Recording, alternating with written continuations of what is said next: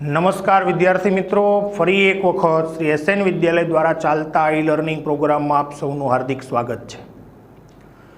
આપણે ગયા લેક્ચરમાં પ્રકરણ 2ની વણાટ કલાની ટૂંકનોંધ ભણ્યા હતા, જેમાં હાથ વણાટ અને ભરત ગૂંથણ કલા વિશે શીખ્યા હતા. આજે આપણે એક નવી ટૂંકનોંધથી આ પાઠને આગળ વધારવા જઈ રહ્યા છીએ અને એ ટૂંકનોંધ છે ચર્મકલા અથવા ચર્મ ઉદ્યોગ. ચર્મ ઉદ્યોગ શબ્દ ચોપડીમાં વપરાયેલો છે એટલે ચર્મકલા. હવે ચર્મ એટલે તો ચામડું, એ આપણે બધા જાણીએ છીએ. મૂળ વાત ઉપર આવી જઈએ તો પ્રાચીન સમયથી એમ કહેવાય છે, અથવા પ્રાચીન સમયમાં તમને હું પોઈન્ટ આપતો દઈશ. જો પ્રાચીન સમયમાં મૃત્યુ પામેલા જે પ્રાણી અથવા જાનવર હોય એના ચામડાનો જુદી જુદી વસ્તુ બનાવવા ઉપયોગ થતો હતો. આ પહેલી વાત સમજાઈ ગયું. પ્રાચીન સમયમાં મૃત્યુ પામેલા પ્રાણીઓ કે જાનવરના ચામડાનો ઉપયોગ જુદી જુદી વસ્તુ બનાવવા થતો હતો. હવે વર્તમાન સમયની અંદર તો બહુ આધુનિક ફેક્ટરીઓ, એના આધુનિક મશીનો, આ બધું આવી ગયું છે પ્રોસેસ કરવા. પણ પહેલાં એવું કંઈ હતું નહીં, એટલે શબ્દ પ્રયોગ થયો છે. જો કે પહેલાં પ્રાચીન સમયની અંદર જૂની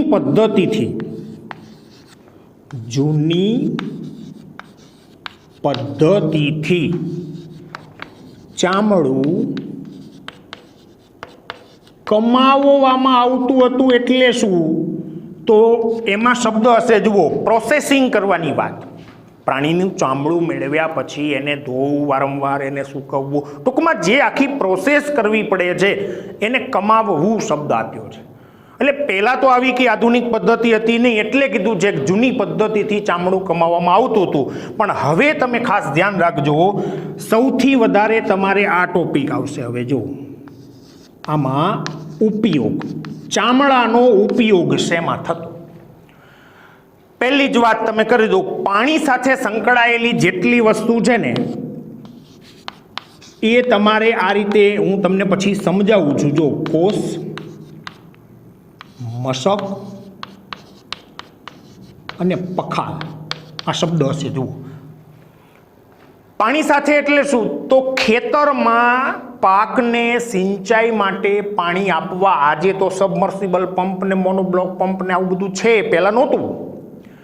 તો કૂવો જે હોય, ખેતરમાં કૂવો હોય, એ કૂવામાંથી પાણી ઉલેચવા માટે ચામડામાંથી બનતું સાધન એને કોસ કહેવાતું.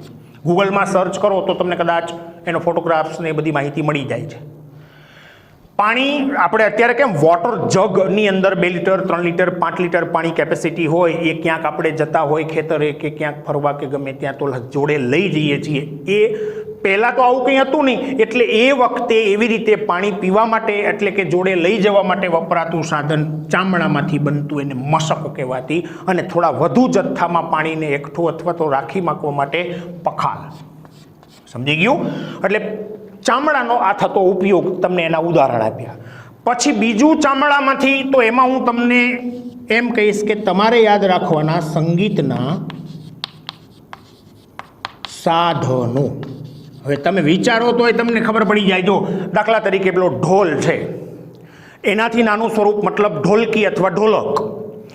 એ સિવાય તો ખાસ કરીને પેલા નગારા, તબલા, આ બધા સંગીતના સાધનોમાં પણ ચામડાનો ઉપયોગ થયેલો આપણને જોવા મળે છે. એ સિવાય આગળ વધો તો આપણે ઘોડા અને ઊંટ, એની પીઠ પર જે મૂકવામાં આવે એને સાજ કહેવાય.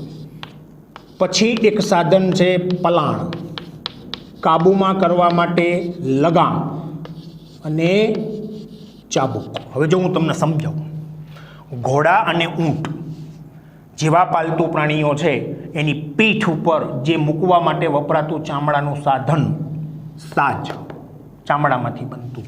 પછી આપણે પગ મૂકી અને એના ઉપર સવાર થવાનો પ્રયત્ન કરીએ છીએ તો એ પલાણ. એને કાબૂમાં કરવા માટે લગામ, અને એ સિવાય ચાબુકની જે દોરી છે એ પણ ચામડામાંથી બનાવવામાં આવતી હતી. હવે અહીંયા આપણે એમ કહીશું ચોથા નંબર ઉપર કે અન્ય ઉદાહરણ. હવે અન્ય ઉદાહરણ એટલે તમને આમ સામાન્ય યાદ કરો ને તોય ખબર પડી જાય. જો કે આપેલું જ છે આમ તો લુહાર એની ધમણ. લુહાર જે લુહારી કામ કરે છે એમાં ખાસ કરીને પેલા હવા ફેંકવા માટેની વાત અહીંયા આવે તો લુહારની ધમણ, એમાં ચામડાનો ઉપયોગ થતો. એ સિવાય પગરખા મતલબ ચપ્પલ બૂટ વગેરે. પ્રાણીને બાંધવા માટેનું દોરડું પણ ચામડામાંથી પહેલાં બનતું. રક્ષણ મેળવવા માટે ઢાલ, યુદ્ધની અંદર રક્ષણ મેળવવા માટેની ઢાલ એ પણ ચામડામાંથી બનતી. પછી આ રાજસ્થાનની અંદર તમને જોવા જાવ મળે છે ચામડામાંથી બનેલી મોજડી પણ ભરત ગૂંથણવાળી. પછી પાકીટ બને છે, પટ્ટા બને છે, પર્સ બને છે. આ બધી વસ્તુઓને આપણે શેમાં લીધી? અન્ય ઉદાહરણ. અને છેલ્લે આપણે આ ટૂંકનોટમાં એમ કહી શકીએ કે ભાઈ આપણા દેશનો આ જે ઉદ્યોગ છે એ આગવું સ્થાન ધરાવે છે. લ્યો, તો આ ટૂંકનોટ થઈ ગઈ પૂરી, એકદમ સહેલી છે. સમજી ગયું? ફરીથી એક જ 2 જ મિનિટમાં તમને એનું રિવિઝન કરાવી દઉં. જો ચર્મકલા કે ચર્મ ઉદ્યોગથી કોઈ પણ પ્રકારનો પ્રશ્ન કે ટૂંકનોટ આવે તો પહેલી વાત આપણે આ કીધી કે પ્રાચીન સમયમાં મૃત્યુ પામેલા જાનવર કે પ્રાણીના ચામડાનો ઉપયોગ જુદી જુદી વસ્તુ બનાવવા થતો હતો. પ્રાચીન સમયમાં જૂની પદ્ધતિઓથી ચામડું કમાવામાં મતલબ પ્રોસેસિંગ થતી. ઉપયોગ, તો ઉપયોગની અંદર મેં તમને થોડી ઘણી મદદ પોઈન્ટ સ્વરૂપે કરી છે. પાણી આવી રીતે નહીં લખવાનું, સીધો પોઈન્ટ જ બનાવી દેવાનો કે ભાઈ ખેતરની અંદર જે કૂવો હોય એમાં પાણી ઉલેચવા માટેનું સાધન કોસ ચામડામાંથી બનતું. એ સિવાય મશક, એ સિવાય પખાલ. સંગીતના સાધનો ઢોલ, નગારા, ઢોલક વગેરે. ઘોડા અને ઊંટ જેવા પ્રાણીઓના પીઠ ઉપર મૂકવામાં આવતું તો આ એક જ સાજ. પછી વપરાતું બીજું તો કે પલાણ, લગામ, ચાબુક વગેરે. અન્ય ઉદાહરણમાં તો કે પર્સ, પાકીટ, પછી પગરખા, મોજડી, આ બધું આમાં લઈ લેવાનું. અને છેલ્લે આપણે વાક્ય મૂકી દેવાનું કે ભાઈ ભારતનો ચર્મ ઉદ્યોગ આગવું સ્થાન ધરાવે છે. ચાલો હવે નવી ટૂંકનોટ શીખવા તરફ આગળ વધી રહ્યા છીએ. હીરા મોતી કામ અને મીના કારીગરી. હીરા મોતીકામ અને મીના કારીગરી. હવે સમજો, હીરા મોતીકામ તો કદાચ તમે જાણો છો. આ શબ્દ કદાચ તમને નવો લાગે તો એ અત્યારે આમ તો આવે છે, છતાં પહેલાં એને કહી દઉં. મીના કારીગરી એટલે શું? તો ખાસ કરીને તમે જુઓ, સોના ચાંદીના કેટલાક ઘરેણાં અથવા અલંકાર, એના ઉપર લાલ, લીલો, વાદળી કે ગુલાબી રંગ પૂરવાનું કૌશલ્ય કે કલા કારીગરી એને મીના કારીગરી કહેવાય. તમે ઘણી વખત બહેનો જે ખાસ કરીને આમ તો એરિંગ મતલબ વીંટી હોય અથવા ઝાંઝર હોય કે એવા જે કોઈ પણ પ્રકારની પેલી બંગડીઓ જે પહેરે છે એમાં ઘણી વખત તમને આવા જુદા જુદા રંગ પૂરેલા જોવા મળે છે. એ મીના કારીગરી છે. આપણે ભણીશું એના વિશે. સૌથી પહેલી વાત તો એ છે કે ભારતને દરિયા કિનારો બહુ મોટો મળ્યો છે. 7,517 કિલોમીટર દરિયો મળ્યો છે. દરિયામાંથી મોતી મળે ને એટલે આનો ઉલ્લેખ કર્યો છે. તો આ ગોખી નાખજો, નાની વસ્તુ માટે નાનું એટલે ખાલી જગ્યા વિકલ્પ કે વગેરે માટે કામ લાગશે. તો ભારતને 7,517 કિલોમીટરનો દરિયા કિનારો મળ્યો છે. અને એટલે જ એમ કહેવાય છે કે એમાંથી જે મળતા હીરા કે મોતી છે એનો ઉપયોગ વર્ષોથી આપણા દેશમાં થતો આવ્યો છે. ખાસ કરીને તમે પહેલાનો ઇતિહાસ જુઓ તો દુનિયાના દેશો સાથે હીરા મોતીનો ભારત વેપાર કરતો હતો. દુનિયાના દેશો સાથે ભારત હીરા મોતીનો વેપાર કરતો હતો. અને અમસ્તુય તમે જુઓ, આપણા દેશના હીરા મોતીના જે કંઈ અલંકાર કે આભૂષણો આપણા દેશમાં બન્યા છે એની વિદેશમાં પુષ્કળ માંગ હતી અને આજે કદાચ છે. બીજું, 2 એવા પ્રખ્યાત વિશ્વવિખ્યાત હીરા જે આપણા ભારતમાંથી મળ્યા હતા એ નામ આપેલા છે, અંડરલાઈન પણ કરી નાખજો. કોહિનૂર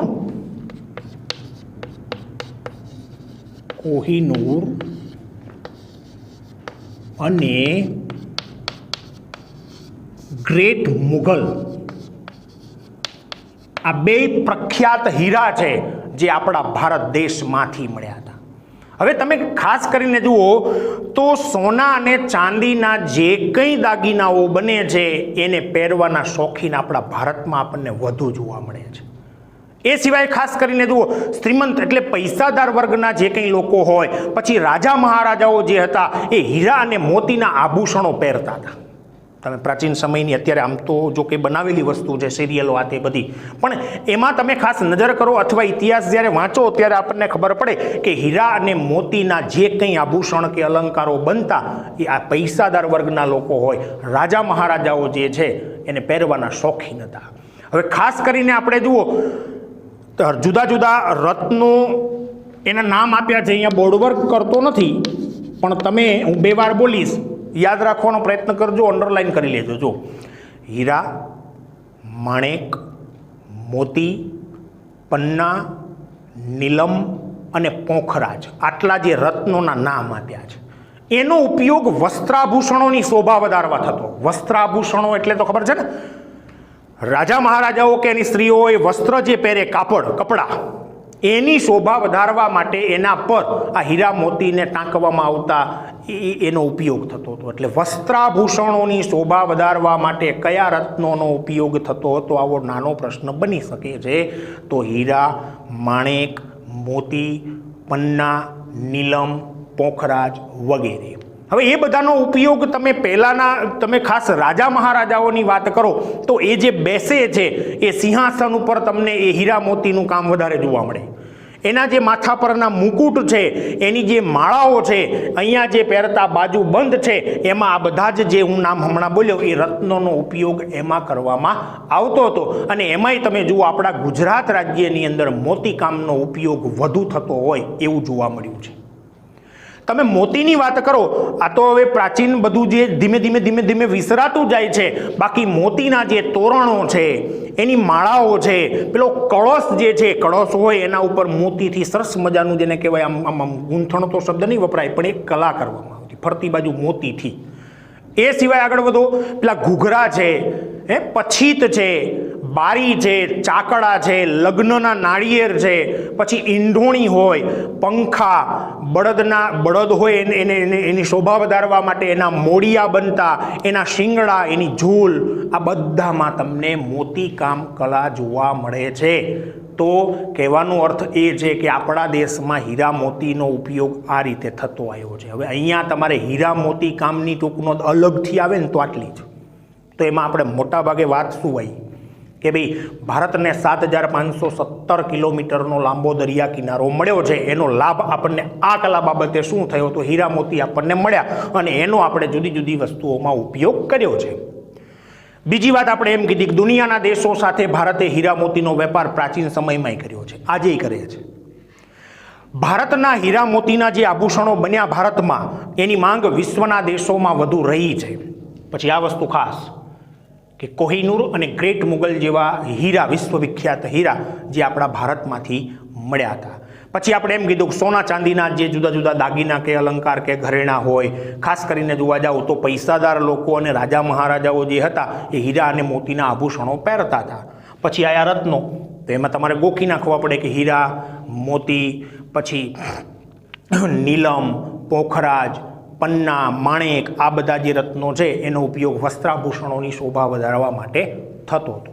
હવે રાજા મહારાજાઓના સિંહાસન હોય, એના મુકુટ હોય, એની માળા હોય, એના બાજુ બંધ હોય, એમાં આ બધા રત્નોને જડવામાં આવતા. ગુજરાતની અંદર મોતીકામ કલાનો ઉપયોગ આપણને વધુ થતો જોવા મળ્યો છે. પછી મોતીનો ઉપયોગ જુદી જુદી વસ્તુઓમાં, તો એમાં થોડાક તમારે જોઈ લેવાના. શું કે ના તોરણ બને, કળશ બને, માળાઓ બને, ઘૂઘરા, પછીત, બારી, ચાકડા, લગ્ન નાળિયેર, ઈંઢોણી, પછી પંખા, બળદના મોડિયા, શિંગડા, ઝૂલની શોભા વધારવા માટે મોતીઓમાંથી જુદી જુદી રીતે કલાકારીગીરી કરી અને એ વસ્તુઓ બનાવવામાં આવતી હતી. હવે મીના કારીગરી એટલે શું? તો એમાં તમારે આટલું યાદ રાખવાનું. જો મીના કારીગરી, પહેલા એની વ્યાખ્યા, તો વ્યાખ્યા મેં તમને કીધી. શું? સોના ચાંદીના કેટલાક અલંકારોમાં લાલ, લીલો, વાદળી કે ગુલાબી રંગ પૂરવાની કલા એટલે મીના કારીગરી. આ એની શું થઈ? વ્યાખ્યા થઈ. હવે આપણે જાણીએ છીએ કે ઓલ વિશ્વની અંદર તમે જુઓ, ખાસ કરીને સોના અને ચાંદી તથા મીના કારીગરી જે છે એમાં આપણો દેશ પહેલા નંબરે છે. અંડરલાઈન કરી નાખજો વાક્ય.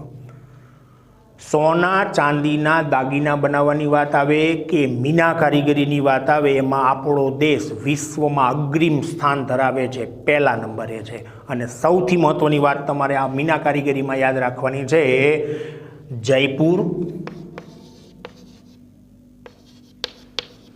દિલ્હી, તમારી ચોપડીમાં આ શહેર હશે એને અંડરલાઇન કરીને ગોખી નાખવાનો પ્રયત્ન કરજો. વારાણસી, પછી હૈદરાબાદ અને લખનઉ એ મીના કારીગરી માટે પ્રખ્યાત શહેરો ગણી શકાય. હવે આપણી જૂની ચોપડીમાં તો નવા અભ્યાસક્રમમાં છે નહીં કલર પ્રમાણે, પણ જૂની ચોપડીમાં એવો ઉલ્લેખ હતો કે જયપુર અને દિલ્હી લીલા અને લાલ રંગની મીનાકારી માટે વખણાય છે, વારાણસી ગુલાબી રંગની મીનાકારી માટે વખણાય છે અને હૈદરાબાદ કાળા રંગની મીનાકારી માટે વખણાય છે. લખનઉનો ક્યાંય કલરમાં ઉલ્લેખ થયેલો નહોતો, જો કે આપણે અભ્યાસક્રમમાં છે પણ નહીં, છતાં આ વધારાની વાત મેં તમને કરી કે જયપુર દિલ્હી લીલો લાલ, વારાણસી ગુલાબી, હૈદરાબાદ કાળા રંગની. તો હવે આ આપણે કેમ કીધું કે મેં અગાઉ પણ તમને કીધું હતું ટૂંકનો તો બધી શૈલી છે, એટલે ધ્યાન રાખજો એકવાર વાક્ય રચના તમે તમારી રીતે બનાવી શકો. બાકી મેઇન જે અમુક બાબતો છે એમાં આપણે કોઈ ફેર કરી શકતા નથી. ચાલો આજની આપણી છેલ્લી નાની એવી ટૂંકનોંધ આપણે આગળ વધારવા જઈ રહ્યા છીએ, જરી કામ. મારી દ્રષ્ટિએ તમારે આમાં એક જ પોઈન્ટ યાદ રાખવાનો આવશે, જરી કામ માટે પ્રખ્યાત શહેર સુરત. બાકી બધું એકદમ સહેલું. તમે જુઓ નાની એવી ટૂંકનોંધ છે. શું છે કે પ્રાચીન સમયથી જરી જે સોના કે ચાંદી હોય એના તારના રૂપમાં જરી બનાવી અને ભરત ગૂંથણ દ્વારા કિંમતી વસ્ત્રો શણગારવામાં આવતા. હવે આ કદાચ તમે જાણો છો, પણ સોના અને ચાંદીના જે તાર બને અને એનો ઉપયોગ વસ્ત્રોની શોભા વધારવા માટે થાય તો એ કોણ? પૈસાદાર લોકો કે રાજા મહારાજાઓ એનો ઉપયોગ કરી શકે. બાકી તો બે પેલી એકદમ સિમ્પલ અને સાદી જે જરી આવે છે એની વાત તો એ સામાન્ય લોકો એનો ઉપયોગ કરી શકતા હોય. એટલે પ્રાચીન સમયથી આ જરી ભરત એ આપણા દેશનું વખણાય છે. અને મેં કેમ કીધું કે ભારતમાં જરી કામ માટે પ્રખ્યાતમાં પ્રખ્યાત શહેર કયું? તો કે સુરત. સુરતની અંદર અત્યારે તો તમને જુઓ જ્યારથી આધુનિક મશીનો આવી ગયા છે ત્યારથી તો આપણો જૂનો ઉદ્યોગ જેને કહેવાય હવે ધીમે ધીમે નાશપ્રાય થતો જાય છે. બાકી પહેલાંના સમયની વાત તમે કરો, ખાસ કરીને જે પાનેતર બને છે, કોઈ પણ છોકરી કે એના લગ્ન જ્યારે લગ્ન થાય ત્યારે લગ્ન સમયે પહેરવામાં આવતી સાડી એને પાનેતર કહેવાય. એ સિવાયની જે રેગ્યુલર સાડીઓ છે, ઘરચોળા છે, એમાં જરી જે હોય એની કિનારી લગાડીને બેનમૂન કામ કરી આપવામાં આવતું. આ સુરતમાં પહેલાંય હતું અને આજે પણ આ ઉદ્યોગ હજી પણ તમને વધુ સુરતમાં જોવા મળે છે. તો બીજું તો કંઈ ખાસ આમાં ચર્ચા આપણે કરવાની થતી નથી, પણ ટૂંકી બાબત માટે ખાસ એક યાદ રાખજો, ભારતમાં જરી કલા માટે પ્રખ્યાત શહેર કયું? તો એ છે સુરત. હવે નવી ટૂંકનોંધથી આપણે પછી આગળ વધીશું. આજે આપણે 3 ટૂંકનોંધ ભણ્યા, એમાં જરી કલાની ટૂંકનોંધ આપણે લખવી નથી. જ્યારે મારું હોમવર્ક આવશે ત્યારે હું એ નહીં આપું, પણ તમને એટલો આગ્રહ રાખીશ કે જરી કલા માટે પ્રખ્યાત શહેર સુરતને ખાલી યાદ રાખી લેવાનું. આ 2 ટૂંકનોંધને આપણે લખવા જ્યારે આપવાની થશે ત્યારે તો આપવાનો જ છું, પણ એડવાન્સ જો તમારે તૈયારી ચાલુ કરી દેવી હોય તો ભારતની ચર્મકલા કે ચર્મ ઉદ્યોગનો પરિચય આપો, આપણે પ્રશ્ન જાતે બનાવી દેવાનો. એ જ રીતે હીરા મોતી કામ અને મીના કારીગરીની ટૂંકનોંધ એમ કરીને આ 2 ટૂંકનોંધ તમારે લખી નાખવાની. મેં કેમ કીધું છે કે આપણે ચોપડી હોય, ભલે તમારે અત્યારે પ્રકાશન ન લીધું હોય તો કોઈ વાંધો નથી, સમજને લગતા કેટલાક એવા પ્રશ્નો છે જેમાં મારી હાજરી તમારી સામે જરૂરી છે. જ્યારે આપણે પ્રત્યક્ષ મળીશું ત્યારે એની ચર્ચા કરીશું, એના જવાબ પણ હું લખાઈશ. પણ જે ચોપડીમાંથી બેઠું આપણે ટૂંકનોંધમાં લખવાનું થાય છે ત્યારે એમાં આપણને પ્રકાશનની જરૂર નથી, મારી પણ જરૂર નથી. એટલે આવી જે ટૂંકનોંધો હું તમને લખવાનું કહું છું એમાં આ રીતે પોઈન્ટ પાડજો. સમજાઈ ગયું? પોઈન્ટ પાડીને દરેક પોઈન્ટમાં ચોક્કસ એવો એક શબ્દ પડેલો હોય, આવા કોઈ આંકડા પડેલા હોય, એના નીચે અંડરલાઈન કરી નાખવાની અને એને તમે મોઢે કરી નાખો એટલે વાક્ય રચના બનાવતા તો આવડી જશે. સમજાઈ ગયું? ચલો હવે નવા લેક્ચરમાં આપણે નવી ટૂંકનોંધ સાથે મળીશું. ત્યાં સુધી બધાને મારા તરફથી જય ગુરુદેવ, જય શ્રી કૃષ્ણ.